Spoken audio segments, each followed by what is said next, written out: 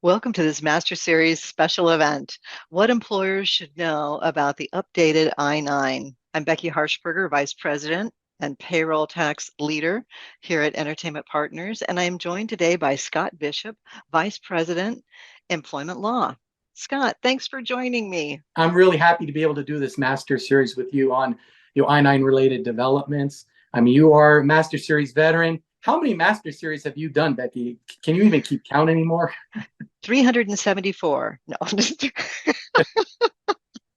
yeah, I haven't added them all up, but yeah, we're between you and I, we've got a lot. Yeah.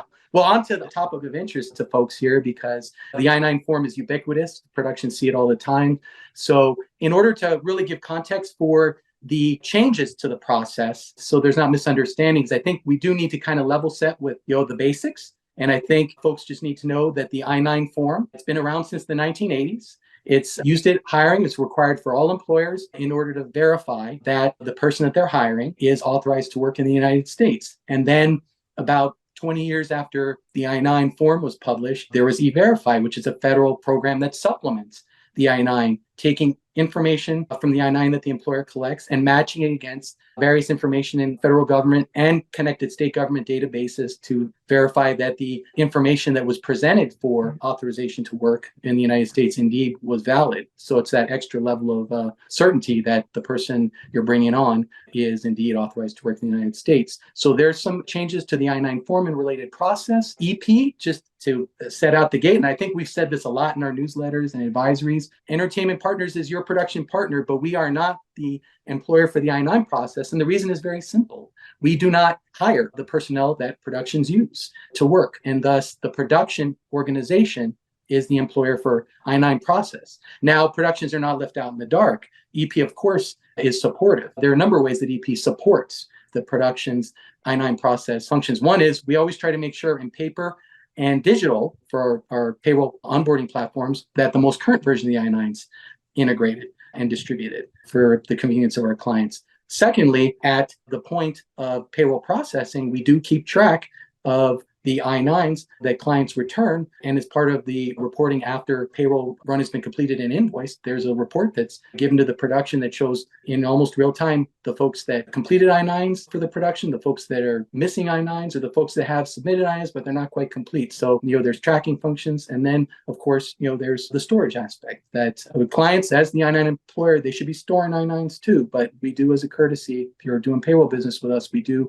store that as part of the payroll onboarding packet. So that's just laying out the basic parameters of kind of where EP sits in relation to production. But this is about the production's I-9 process changes. So let's just dig into it, Becky. I know you got lots of questions for me, inquisitive soul that you are. So Yep. So let's just make sure we lay the foundation correctly. Walk us through section 1 of the I-9.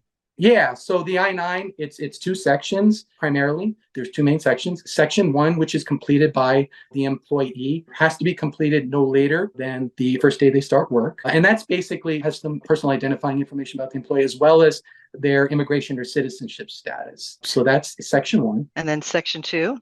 Right. So that's the other half of the basic I-9, which is that's completed by the employer's representative to verify the information and documents submitted by the new hire reasonably reflect that they're genuine and match what the government has prescribed as acceptable documents to show identity and employment authorization. And that part's completed by the employer. And generally, it has to be done no later than the third business day after they've started work.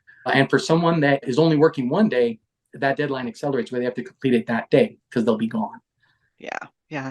So there is one phrase in that section 2, in-person review of acceptable supporting documents. So, walk us through in person, physically present, sitting in front of you. Is that what they're saying?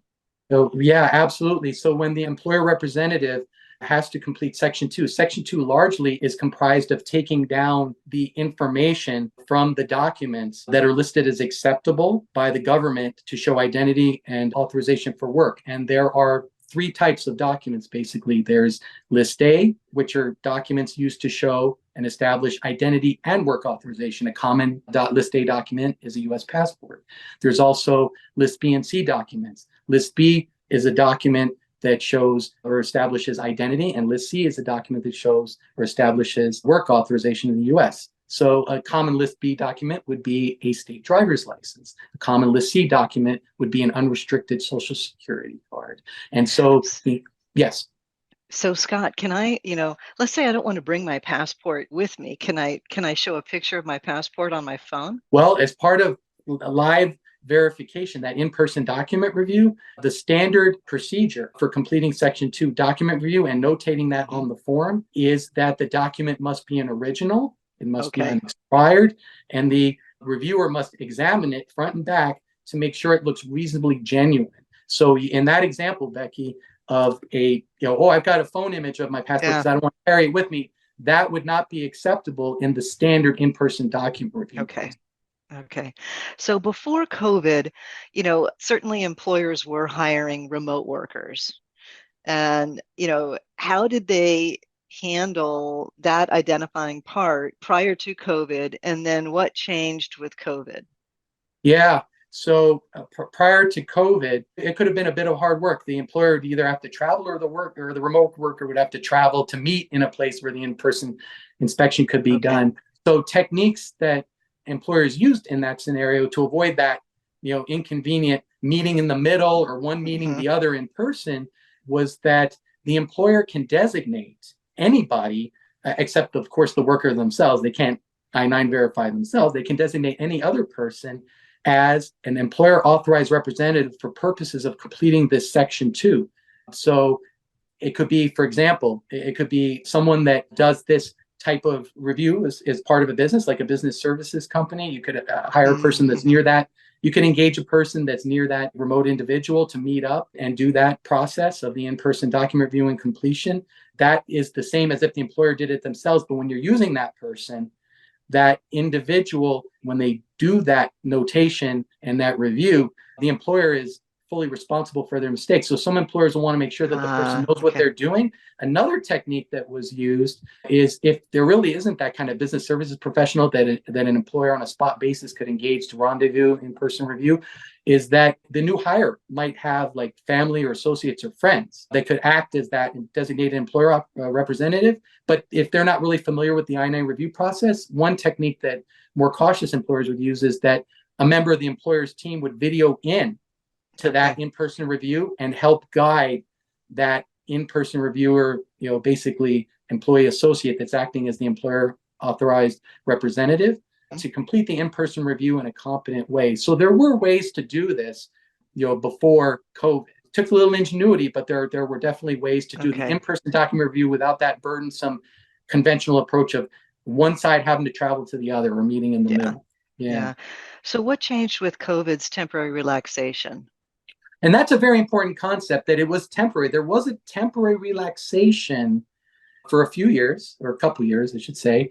Depending on how to define a few or a couple, but about close to 3 years. There was temporary relaxation of the initial in-person document review that could be accomplished remotely through basically transmission of the front and back of the List A or B plus C acceptable documents. Hmm. But there were a lot of restrictions on that process that made it inconvenient for employers to take advantage of that temporary air quotes flexibility or relaxation, because number one, that process could only be used with people that were truly full-time remote. If they were Mm-hmm. hybrid or coming in, you had to do in person still.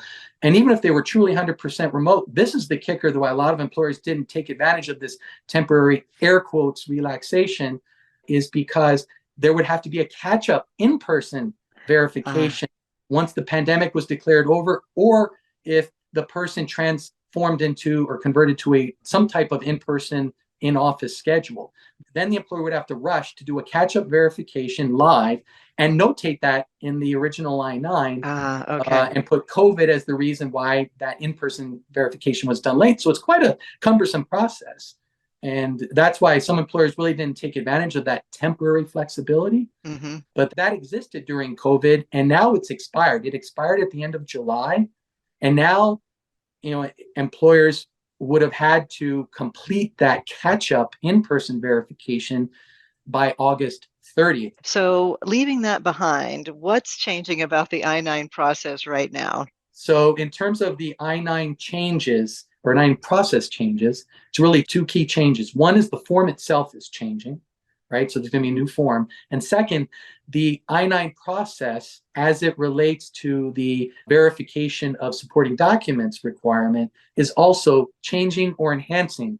And we can get into that. I guess we could start with the form itself, right, Becky? Yeah, yeah. Yeah, we'll start with the form. So it's going to be an entirely new form. A lot of the content's the same, but there are definitely some configuration changes. So number one is a long time ago, section 1 and 2 used to be on one page. Mm-hmm. And it was easier for employers to just keep one page rather than 2 pages. So now section 1 and 2 are back to one page, and the other components that were in those 2 pages of section in 1 and 2 are now like standalone supplements. There's now a standalone page for, if you need it, a translator or preparer. And also there's a separate standalone supplement for re-verification, in case someone's work authorization expires during mid-employment, you have to Mm-hmm. re-verify. Or in the case of rehires, employers have the option to use a whole new I-9, which is very common because that way you don't have to Yeah. like mix and match and keep track of section 3 with the original I-9 across different productions. And you're trying to find where was that first production in my organization that I-9 was done. Yeah. So, Yeah. it's a little tricky. So, but section 3 is also now a standalone separate document to be used as needed. And so that's one big change. Another big change is that the instructions, they were up to like 15 pages. And those instructions Mm-hmm. accompany the I-9 Yeah. the document file. Now they're down to 8 pages. So there was a little bit of brevity editing, which I'm sure is welcome by Yeah. I-9 professionals. Third big change is that there's now a spot in section 2 of the I-9 that references checkbox if the employer chose to use what we'll explain in a bit, the new optional permanent remote verification option. There are a lot of strings attached to that, and we'll get into detail, but there's a new Yeah. permanent option. Yeah, so in total, and Big I guess, changes. yeah, the form it's got a lot of the same content, but it looks quite a bit different. If you don't need those supplemental parts, it's just really one page you have to store. Great. But of course, the stock, because you never know, if employers are going to need a translator or prepare for the I-9, that it's still the template stock. It has to be, and I guess now it's, instead of it being 3 pages, which was, section 1 page, Mm-hmm. section 2 another page, and a list of acceptable documents. Now it's 4 pages, one section 1 and 2 combined page, and the 2 optional standalone supplements, and then the list of acceptable documents page. So the template document is larger, but the returned output will be smaller because most Smaller. employers will Just just be using that one page. So hopefully yeah. in the long run, it'll be easier for employers in terms of, record keeping and processing. So just a couple of questions while we're on this. What happens when you don't use the new I-9 form? You Yeah, continue to use the old one. right. What's the impact of that? Yeah, and so let's rewind a little bit, right? Because thankfully there is a grace period or runway Hmm. where employers, because if they had a lot of existing stock, and it takes time to change process, even Yeah. changing out the Yeah. form takes time, right? So the federal government has given employers until October 31st to make the switch. And so until then, either form is valid. The Oh, okay. pre-existing So you can form, start using the new form early. you can use the new form early. Yeah, you don't have to like Okay. perfectly time, okay, I'm going to use the old form up until the very last Yeah. day and then the new form. If you're ready to use the new form, you can use the new form. EP will have in digital and paper, the new form ready, I expect well before the October 31st cutover, but Hmm. certainly before that, it will be available Okay. for our payroll Okay. clients. And so then once we pass October 31st and we're into November 1st, the only form that will be permissible is the current version. Okay. And so to circle back to your question, what happens if you slip up and use the old one after November 1st? It's like you didn't do it at all, believe it or not. Oh, okay. It's completely invalid. Even though all that information is collected, the federal government's very clear that using the old version is not valid. So it's as if you didn't even do an I-9. Wow. So you got Yeah, to so it's very, mulligan and redo it. The new yeah, so form. so Okay. you got to basically be on top of it. And because believe it or not, even though if a person is fully authorized to work in the States, let's say it's just a born U.S. citizen, if Hmm. they're I-9'd on an old form, it's like the person wasn't I-9'd at all. And so, Okay. yes, there's no penalties, of course, for the producer using an unauthorized person because they are authorized to work. But documentary compliance is a separate responsibility. And so Yeah, yeah. the production organization could be penalized anywhere from about 230 to 2,300 bucks, depending on the severity of the violation per I-9. So it's very important that productions make sure once November 1st Hmm. hits that they're only using that new version because that's the only valid version. Yeah. So the new version's got that fabulous new checkbox on it to verify remotely. Is that the same kind of remote verification that was allowed during COVID, or is there a difference? It's a much different process, and we can get into those specifications. It is optional, just to be clear. The Hmm. default is to use standard in-person document review and verification for genuineness of the Okay. identity and work authorization supporting documents. This is an optional new process. One big difference with the COVID temporary air quotes relaxation was this is an ongoing rule. Starting August 1st, employers who are interested in doing or taking advantage of this new rule, allowing for remote verification in a permanent or ongoing fashion, there are various requirements that have to be complied. But starting August 1st, they can use that. So I guess the next question is, what are those basic requirements, Exactly. right? Let's get to the money shot, right? Enough of the prelude. So Yeah. the basic requirements are number one, that the employer has to be an e-verify user in good standing. It means enrollment in e-verify. That's because anybody who's verified remotely, you have to use e-verify. Okay, Just so that's the taking a little first step back. requirement. They have to Yeah, use, if you're verifying remotely, they have to use E-Verify. Okay. they have to use e-verify. E-verify, just for a little context, is nationally a voluntary program. Hmm. It's not mandated. There are Right, certain right. states, a handful, that require it, and we call those e-verify mandatory states, as the shorthand jargon. But in most of the country, e-verify is a federal optional program. One condition of this new optional permanent remote verification of the supporting documents is that the person who's being verified the way has to be e-verified. So that's one Okay. big change Okay. there. So another requirement is that before there's any kind of video conferencing, the individual employee or new hire must send the front and the back of the documents, like via PDF or other kind of file format, that the employer reviewer can download and then inspect Okay. for genuineness. So for the copies that are transmitted digitally, for the supporting documents, those have to be reviewed front and back by the employer to assess reasonable genuineness. And So then, Scott, I yes, just going back to the whole cell phone idea. So could I take a picture of the front and back of my identifying information and then text it to my verifier? yes, if it's in a format that's reviewable, like a GIF, a PDF, And then does the PNG, employer have to keep a copy of that if I do yeah, it that way? yes, the Okay. copies of the front and back that are digitally transmitted, those have to be kept. And even Okay. before we get to retention, the next step after the employer reviews those digital copies, then there has to be a video conferencing event that Okay. occurs. And the purpose of that video conferencing event is the employer representative must look on video at what the person's original documents are to make sure they match, and that on the video they look genuine. And the reviewer was supposed to have already looked at the copies to see if they were reasonably genuine on their face. And so that has to take place in the video interaction. And then the final step you mentioned is the storage. And I guess the final step is the section 2 of the I-9. They must check the box showing that the Hmm. optional remote procedure was used. So that's, in a nutshell, the requirements that are needed to use this new optional permanent remote verification process. So EP does use E-Verify in the states that require E-Verify. So let's say a client uses this remote review and the employee is not in one of the states that we normally would E-Verify that has that requirement. Like I give you an example, California doesn't require E-Verify, but let's just say a client wants to use the remote checkbox. Does EP then get notified? Hey, this individual's I-9 has to be e-verified. How's that going to work? Well, our e-verify support is only limited to e-verify mandatory states. So in a scenario Yeah. where a production employer wants to use remote verification for a Hmm. state that's outside of the e-verify mandatory states and e-verify optional states, so to speak, Hmm. They would have to enroll directly in E-Verify Okay. to cover that population. And they'd Okay. have to complete the E-Verify case that way. So EP is only going to provide E-Verify in states where it's mandatory. That's correct. The only E-Verify Okay. support we presently have as a value add for our payroll clients is an Yeah. E-Verify Yeah. mandatory.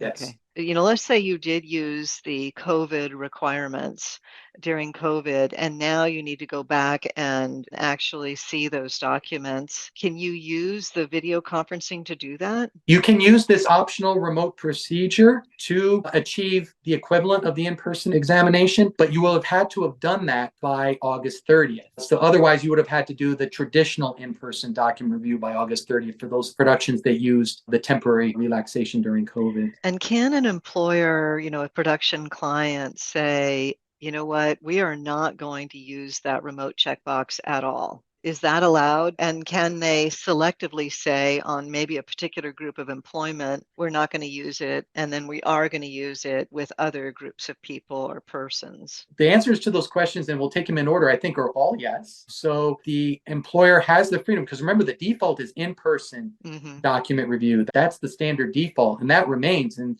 probably, frankly, from the government's perspective, might be the preferred way. But this has equal dignity, this new optional process. But you always have the ability to do standard in-person document review. You can choose which populations to use the optional remote process. Like, for example, Okay. oh, I only want to do the optional remote process with my full-time remote people. You can do that, but you Okay. can't say, oh, I'm going to use the optional remote process for my remote people, but if that remote person happens to be a non-resident alien, oh, they're going to go in-person Okay. review. You can't discriminate based Uh, on personal characteristics. You can mhm. choose for functional reasons which populations to use this optional process, but you can't use immigration status or citizenship status or other kinds of like personal characteristics that could rise to like discrimination to do So, that. Yeah. so just keeping along that idea of remote workers, if someone does hire a remote worker, they don't want to use the video checkbox, who can they use to be that authorized person to validate in person the documentation Oh, for right to sure. work and US based person? Yeah, sure. So, for those employers that don't want to use the optional remote document verification process, they want to stick to the original standard in-person document review. They're free to use some of those techniques we've mentioned earlier, the designated employer representative. That person's actions belong to the employer, but that person doesn't have to be an employer. It can be anybody except, of course, the worker themselves who's getting I-9. Okay. That would be a little self-serving, right? If the employer could Yeah. choose the person themselves to do both ends of the I-9, but it can be anybody. The employer is responsible for their correct completion of that part of the I-9 Section 2, including the in-person document review, but they can use anybody. And we mentioned techniques that businesses use to increase the quality control around that option of using an outside designated approved employer representative. The options, remember, using an experienced business services professional that knows how the I-9 works is one option. Another was, videoing in, a member Hmm. of your Hmm. production HR team to oversee the in-person document review being done by like an associate of that new hire who may not have experience with the I-9 process. So those are techniques used to increase the quality control of in-person document review for remote employees. Wow, we've covered a lot of ground, Scott. Thank you for letting me grill you on the new I-9. We packed in a lot of great information. Really appreciate your insights and your best practices today. And thank you, Becky. I mean, for being very probing for the production community, because these were great questions. They're ones that definitely the productions need to know. You are so dialed in to what the industry wants and needs. It was great to actually do a master series with you, because even though we've never done one together. I think this So is our first. We might have to it pair up is. again.